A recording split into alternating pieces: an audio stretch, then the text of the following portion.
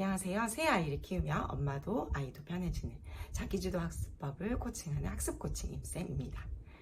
책을 읽으라고 하면 눈으로는 읽는데 물어보면 모르겠다 하고 한 줄 쓰기도 어려워하는 아이들, 대체 어디서부터 어떻게 지도해야 할지 막막하셨을 겁니다. 학원, 인강, 각종 문제집, 요즘 공부 정보는 정말 넘쳐납니다.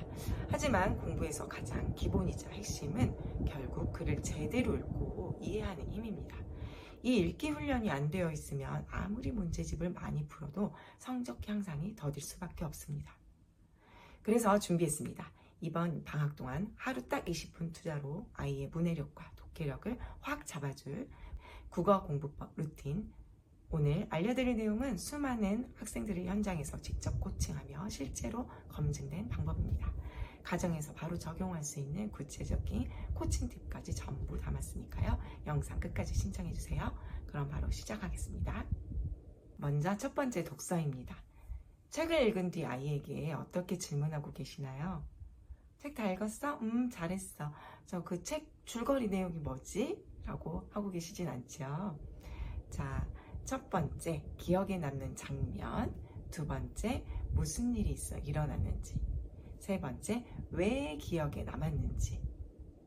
오늘 읽은 부분에서 어떤 장면이 가장 기억에 남았는지, 그 장면에서는 무슨 일이 있었는지, 왜 그 장면이 가장 기억에 남았는지, 이 세 가지만 물어보시면 되겠습니다. 이렇게 대화만 나눠도 아이는 장면을 떠올리고 사건을 설명하고 자신의 생각을 말하는 완벽한 사고 과정을 거치게 됩니다. 두 번째, 비문학 독해에 대해서도 말씀드려 보려고 합니다. 부모님들 문시 중에 문제집 많이 나와 있잖아요. 비문학 독해 문제부터 풀지 말고 문제집을 사는 거 좋습니다. 문제 풀이하는 것도 좋아요. 하지만 그 전에 글 지문을 가지고 화제와 중심 문장부터 표시하게 하시면 되겠습니다. 아이들이 독해 문제집을 풀 때 지문을 읽자마자 어떻게 하죠? 바로 문제를 풀잖아요. 그거는 그냥 숨은 그림 찾기 하는 것처럼 보고 이 글을 완전히 읽고 이해하는 것이 아니라 그냥 찾는 거죠. 찾는 거. 그래서 문제를 풀기 전에 반드시 그 지문만 가지고 표시를 하면서 밑줄을 그으면서 읽는 방법이 있습니다. 이 부분이 정말 효과가 있습니다. 아이들이 어떻게 글을 읽고 이해하는지 잘 모르거든요. 이 방법을 가지고 훈련하면 훨씬 글을 읽는데, 우리가 지문을 읽는데 이해하기 쉽고 훈련할 수 있습니다. 자, 첫째, 화제를 찾아야 되고요. 그래서 반복해서 나오는 단어나 대상이 있어요. 이 부분에 대해서 동그라미 치게 하면 되겠습니다. 그리고 이 글에서 계속 이야기하는 글쓴이가 무엇에 대해서 이야기하고 있는지 질문하시면 되겠습니다. 두 번째는 중심 문장 찾기예요. 중심 문장 찾기가 굉장히 중요합니다. 중심 문장은 글쓴이가 가장 중요하고 하고 싶은 말이 담긴 문장입니다. 그래서 그 문장을 반드시 밑줄 그으면서 읽도록 해주세요. 지문에서 화제와 중심 문장을 찾아서 읽으면 충분히 이해했기 때문에 문제도 훨씬 이해하면서 풀 수 있는 것이죠. 그래서 문제를 풀고 나서 정답만 확인하지 마시고 정답의 근거가 지문에 어디에 있는지 찾아보게 해주시면 되겠습니다. 정답의 개수보다 답을 찾는 과정을 설명할 수 있는 것이 진짜 독해입니다. 다음은 글쓰기입니다. 저희 집 아이들 같은 경우는 선생님께서 방학 숙제로 책 읽고 독서 감상문을 써오라고 했대요. 이 숙제를 보자마자 이렇게 반응이 나오거든요. 자, 그런데 어렵지 않도록 우리가 조금만 도와주면 글쓰기 사고력이 훨씬 수월해집니다. 독후감 대신에 생각과 이유를 한 문장으로 쓰게 해주시면 되겠습니다. 오늘 읽은 책 독후감 한 편 써 이러면 거부 반응이 오겠잖아요. 줄거리도 써야 될 것 같고 느낀 점도 써야 될 것 같고 부담이 되기 때문에 아이들이 싫어합니다. 그래서 방학 글쓰기는 긴 글보다 생각과 이유를 연결한 문장을 쓰면 되겠습니다. 이것이면 충분하겠어요. 아이가 글쓰기 시작을 어려워한다면 예시된 문장을 알려주면 되겠습니다. 예를 들면 나는 무엇이라고 생각해. 왜냐하면 무엇이기 때문이야. 이 문장으로 예시를 먼저 주고 우리가 읽은 글을 가지고 한 문장으로 요약을 이렇게 해보렴 하고 예시를 주면 되겠죠. 그때 또 주의할 점이 있어요. 어머니들 이거 띄어쓰기 틀렸고 이거 이렇게 고쳐, 맞춤법 틀렸어, 이러면 또 아이들이 거부반응 생기겠잖아요. 자, 그것은 먼저 해야 될 일이 아니니까요. 그것은 먼저 잠시 내려놓으시고 아이들에게 한 문장 쓰는 거에 있어서 격려해 주시고, 잘했구나, 오늘은 이런 거구나, 이런 거구나 격려해 주시고, 스스로 한 문장을 완성한 거에 대해서 아낌없이 칭찬해 주세요. 자, 루틴 알려드릴게요. 하루 20분 방학 국어 루틴입니다. 제가 알려드린 독서, 비문학, 문제집 독해, 그다음 글쓰기, 이거를 매일 하려면 어머니들 하실 수 있을까요? 자, 엄마도 아이도 지치면 안 되겠잖아요. 이 세 가지 중에 하루에 하나씩 돌아가면서 번갈아 가면서 하시면 되겠습니다.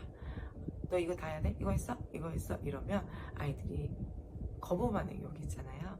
그래서 한 가지만. 자, 예를 들면 월요일은 뭐 책 읽고 기억에 남는 장면 말하기, 그러니까 독서를, 책 읽기를 하면 되는 거고, 그 다음 날은 짧은 지문 읽고 중심 문장 표시하기를 하는 거죠. 저는 이 중심 문장 찾기로 아이들 책 읽는 지도를 굉장히 많이 했어요. 이 지도를 한 결과 학부모님들이 저에게 그 당시에는 잘 느끼지 못하시는데 훗날 지나가서 아이가 말한대요. 엄마, 그때 국어학원 다닌 게 정말 도움이 됐어 라고요. 자, 그렇게 이야기를 들으려 올 때마다 정말 뿌듯하죠. 그리고 실제로 이 방법이 아이들이 글을 읽고 이해하는 힘이 굉장히 생긴다는 것이죠. 그래서 중심 문장 찾기는 짧게라도 꼭 읽으셨으면 좋겠어요. 자, 그러면 지문은 어떻게 찾나요? 문제집 꼭 필요하지 않습니다. 교과서 글 읽어도 되고요. 문제집 집에 있으신 거 활용해도 됩니다.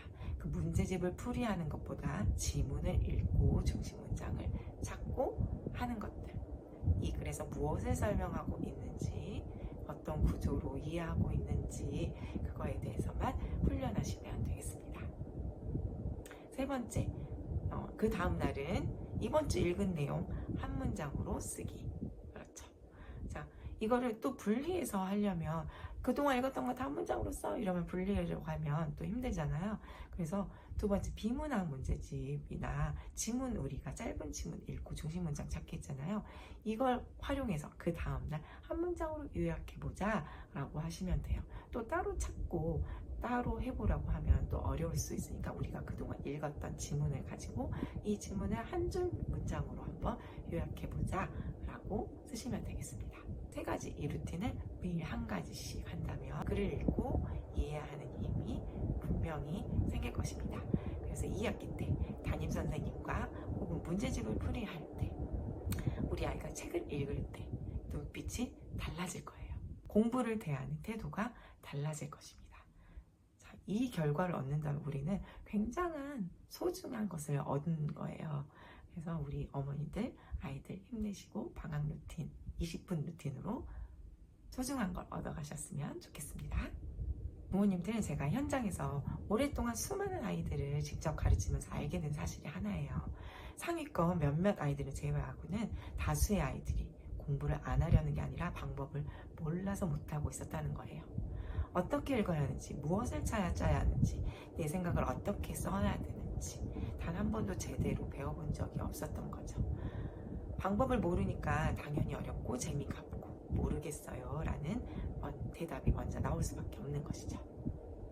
그래서 이번 방학이 정말 중요합니다.